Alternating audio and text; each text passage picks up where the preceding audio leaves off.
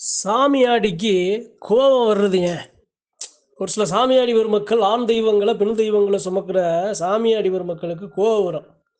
அந்த கோபம் வர என்ன காரணம்? அப்படிங்கிறத இன்னைக்கு நான் அறிஞ்சது அறிவு நண்பர்கள்ட்ட பகிர்ந்து கொள்ள ஆசைப்படுறேன். சாமி வந்தா மென்மையா தானங்க இருக்கணும்.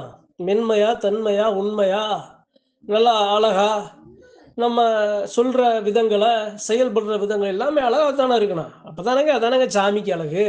அப்படின்னு நிறைய ஒரு சில பெருமக்கள் அவர்களுடைய கருத்துக்களை தெரிவிப்பாங்க.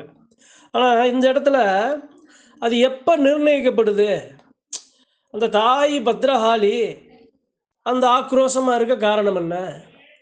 சரி, அந்த அந்த ஐயா கருப்பன் ரொம்ப கோவமா இருக்கிற காரணம் என்ன? அந்த அங்காள ஈஸ்வரி அந்த பேச்சு அத்தனை அம்சங்கள்ல இருக்க பேச்சு அவ்வளவு கோவமா இருக்கு. அந்த சுடலமாடன் அவருடைய அம்சம் அப்படி இருக்க. இது மாதிரி ஒவ்வொரு தெய்வங்களுக்கும் ஒவ்வொரு அம்சம். அப்ப குலசாமிய அந்த சாமியாடி மேல வரும்போது, அவர்களுடைய இயல்பான குணம் வெளிப்படுதா? இல்ல அந்த சாமியோட குணம் வெளிப்படுதா? நான் இருக்கேன், எனக்கு கோவம் வராது. நான் ரொம்ப சாந்தமா இருக்கேன். அமைதியானவன், கோவப்பட மாட்டேன், பொறுமையானவன், நிதானமானவன். ஆனா என் மேல சாமி வருது. சாமி வந்த உடனே என்னுடைய என்னுடைய நடைமுறை மாறுது. என்னுடைய தோற்றம் மாறுது. என்னுடைய பேச்சு, என்னுடைய பாவனை எல்லாமே மாறுது. அப்ப முன்னாடி இருந்த நான் இப்படி மாற காரணம் என்ன? அப்ப எனக்குள்ள நடந்த மாற்றம் எங்க இருந்து வருது? இதுதான் ரொம்ப முக்கியமானது. இன்னைக்கு அறிவு நண்பர்களுக்கு ஒரு சில எல்லைகள்ல குலசாமியை சுமக்கிற சாமியாடி பெருமக்களுக்கு ஒரு பேர் இருக்கும்.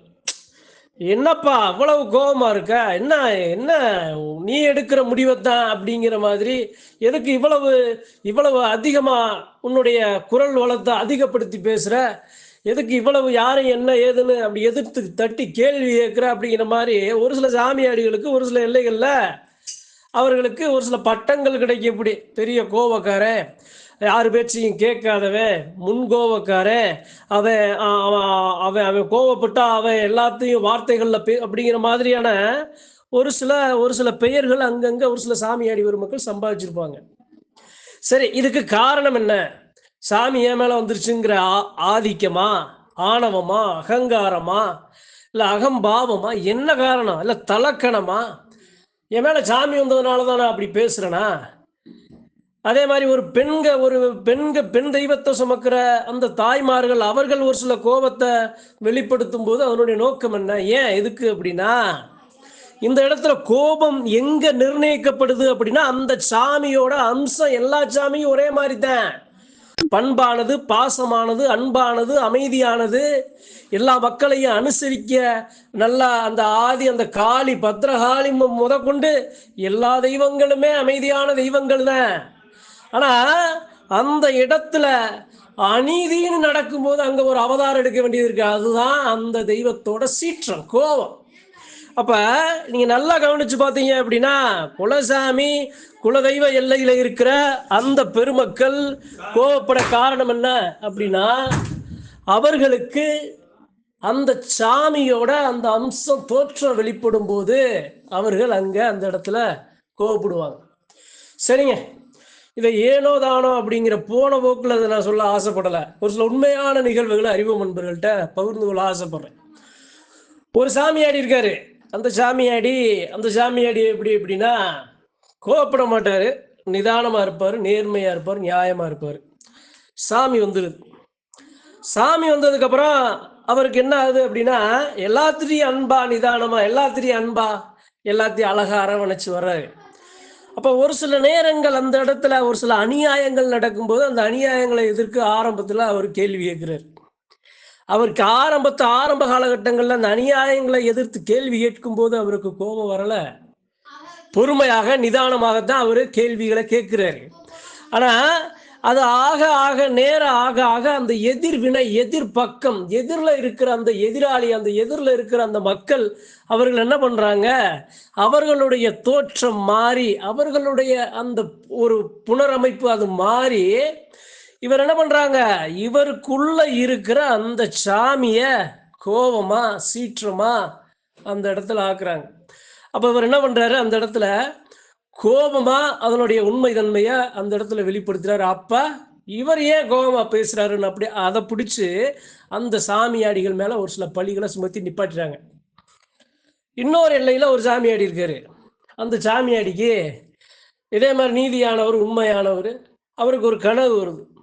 அந்த கனவு அந்த குலதெய்வ மக்களுக்கும் அந்த எல்லைக்கும் அந்த தெய்வங்களுக்கும் ஒரு சில பெரும் ஒரு அநீதி இழைக்கிற மாதிரி ஒரு எப்படி சொல்றது அப்படின்னா அதனுடைய சக்திகள் வீழ்த்தப்படுற மாதிரி அந்த தெய்வம் அந்த இடத்துல மனம் நொந்து வாடி நிற்கிற மாதிரி கனவு வரும்போது அந்த மேலே வந்த சாமி அவருக்கு கோவப்பட்டு இதுக்கு காரணமானவங்க என்ன யாரு அப்படிங்கிற மாதிரி கோவத்தோட அவருடைய தோற்றத்தை அந்த இடத்துல வெளிப்படுத்துறாரு.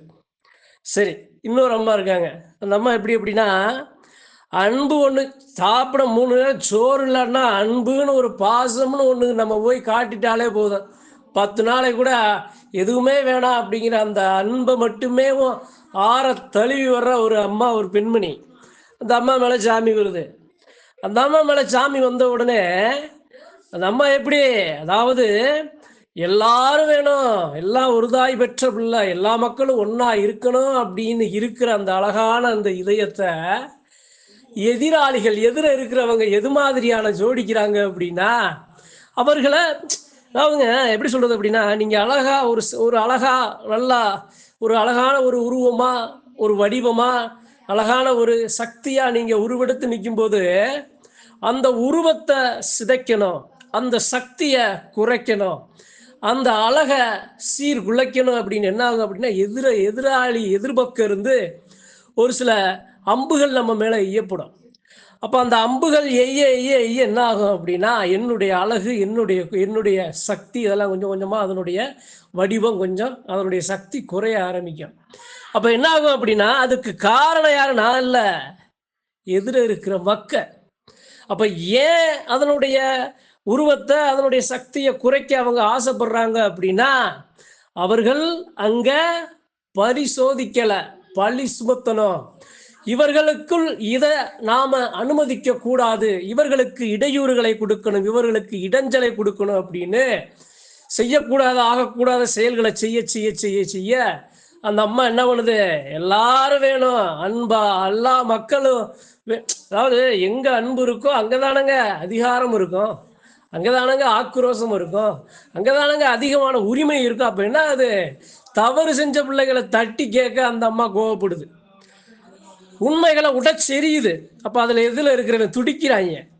அப்ப அதனால அந்த இடத்துல என்ன ஆகுது அப்படின்னா அந்த அம்மா மேல ஒரு சில கற்கள் சொற்களா எரியப்படுது. சரி, இது மாதிரி நிறைய நடக்கும் உங்க குலசாமி எல்லையில, உங்க கும்புல, உங்க பங்காளிகள் பெருமக்களுக்குள்ள. அந்த சாமி வந்தாலோ சாமி பரிபூரணமா வரும்போதே ஆக்ரோஷமா தான் வரும், ஆக்ரோஷமா உடம்பு இரும்பா மாறும், நாடி நரம்பு ரத்தம் அப்படியே அந்த எப்படி சொல்றது அப்படின்னா இரும்பு கம்பியா மாறி சாதாரண மனித உடம்பு மிகப்பெரிய மரமாக இரும்பாக அந்த இடத்துல நிற்க. சாமி தொட்ட கணம் சாதாரண மனுஷன் எப்படி அப்படிலாம் ஆயிட முடியாது. அப்படி இருக்கிற அந்த பெருமக்கள் அவர்களோட அந்த சாமி மலை போலயே இறங்கும், அதே சமயம் ஆக்ரோஷத்தோட இறங்கும், மகிழ்ச்சியோட இறங்கும். அந்த சாமி எந்த மனநிலையில இறங்குது அப்படிங்கிறது அந்த இடத்துல ரொம்ப முக்கியமானது. தவறு நடக்குது, அந்த தவறை தட்டி கேட்கணும் அப்படின்னா அக்னி புலம்பா ஆக்ரோஷமா சீற்றமா இறங்கும்.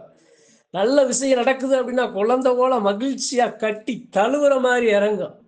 நல்ல விஷயங்களை நல்ல ஒரு அந்த தெய்வ சக்தியை பிரதிபலிக்கணும்னா பூ போல தொட்டு அதனுடைய சக்தியோட வடிவத்தை அந்த மக்களுக்கு அது எப்படி போய் சேர்க்கணுமோ அப்படி அப்ப நமக்குள்ள இருக்கிற சாமியோட குணாதிசயம்தான் உண்மையான தெய்வத்தை சுமக்கிற சாமியாடிகளுக்கு வெளிப்படுமே தவிர கோபம், ஆக்ரோஷம், சீற்றம், சினம், அகம்பாவம், அதிகாரம், தலக்கணம் இது எல்லாமே உண்மையான தெய்வத்தை சுமக்கிற சாமியாடிகளுக்கு இயல்பிலேயே இருக்காது. இது எல்லாம் அந்தந்த காலகட்டங்களுக்கு ஏற்ப சூழ்நிலைகளால் உருவாக்கப்படுகிறது.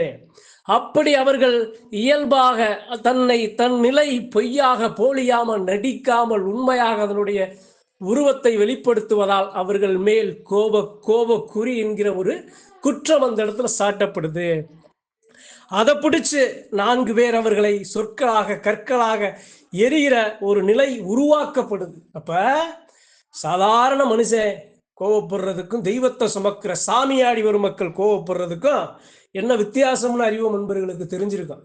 இந்த பதிவின் மூலமா நம்ம இருக்கோம் அப்படின்னா, நீங்க இருக்கீங்க அப்படின்னா, உங்க குலசாமி எல்லையில உண்மையான தெய்வத்தை சுமக்கிற மக்கள் எங்க கோவப்படுறாங்கன்னு பார்க்கணும். எந்த இடத்துல கோவப்படுறாங்கப்பா, ஏன் இதுக்கு மட்டும் ஏன் கோவப்படுறாங்க, அதுக்கு கோவப்படலையே, அப்ப என்ன காரணம், இந்த இடத்துல கோவப்படுறதுக்கு உண்டான காரணம் என்ன அப்படிங்கிறது நீங்க அறிஞ்சு தெரிஞ்சு புரிஞ்சுக்கிறோம். எல்லாரும் போல நீங்களும் சொல்லக்கூடாத சொல்ல கற்களா எரிஞ்சு உங்க சாமி உண்மையான சாமி வந்த தேகத்தை நீங்க காயப்படுத்திடக்கூடாது. அது அந்த சாமியை காயப்படுத்துறதுக்கு சமம். சாமி ஆடிகளை குறை சொல்வது அந்த சாமியை குறை சொல்வதற்கு சமமாக அவனுடைய சாரல் அந்த சாமிக்கு அடிக்கத்தான் செய்யும். அப்ப உண்மையான தெய்வத்தை சுமக்கிற சாமியாடி பெருமக்களின் இயல்பு, எண்ணம், அவர்களுடைய வடிவமைப்பு, அவர்களின் தோற்றம் எதுவாக இருந்தாலும் நாம ஏற்றுக்கொள்ளணும். அவர்களுக்குள் இருக்கும் அந்த சக்தியின் அது உருவமாகத்தான், அதனுடைய திருவுருவமாகத்தான் அதை நாம பார்க்கணுமே தவிர, நாம சொல் பேச்சு கேட்டு நமக்குள் இருக்கும் தனி மனித விருப்பை வச்சு அவர்கள் மேல் நாம் குற்றங்களை நாம் சாடினால் அது நமக்குத்தான் திரும்பும் அப்படிங்கிறதா சத்தியமான உண்மை. அதனால இந்த பதிவின் மூலமா அறிவு நண்பர்களுக்கு, சாமியாடி வரும் மக்களுக்கு, சாமியாடிகள் ஏன் ஒரு சில பேர் கோவப்படுறாங்க, அதற்கு காரணம் என்ன, சத்தியத்தின் வழியில், நீதியின் வழியில், உண்மையின் வழியில் நிற்கிற அனைத்து பெருமக்களும் அநீதியை கண்டால், அதர்மத்தை கண்டால் அங்கே கோவப்படத்தான் செய்வார்கள். அவர்கள் கோவப்படவில்லை என்றால் அங்கே அநீதி ஜெயிக்கும், அதர்மம் ஜெயிக்கும். அந்த நீதியை நிலைநாட்ட அந்த இடத்துல அவங்க மேல இருக்கிற சாமி எடுக்கிற அந்த அவதாரம் தான் கோபமா வெளிப்படும். அதை புரிஞ்சு உங்க எல்லையில் இருக்க குலதெய்வ மக்களை, குலதெய்வத்தை சுமக்கிற சாமியாடி வரும் மக்களை அறிஞ்சு அறியாமலும் தெரிஞ்சும் தெரியாமலும் நாம ஒரு சில சொல்லி காயப்படுத்திடக்கூடாது. அவர்கள் தொடுக்கும், அவர்கள் வெளிப்படுத்தும் கோபம் நியாயமானதுதான் என்பதை நீங்கள் உணர்ந்து செயல்பட வேண்டும் என்பதற்காக இந்த பதிவை அறிவோம் நண்பர்களுக்கும் சாமியாடி வரும் மக்களுக்கும் பகிர்ந்து கொள்ள ஆசைப்பட்டேன். நன்றி, வணக்கம். மற்றும் ஒரு பதிவில் சந்திப்போம்.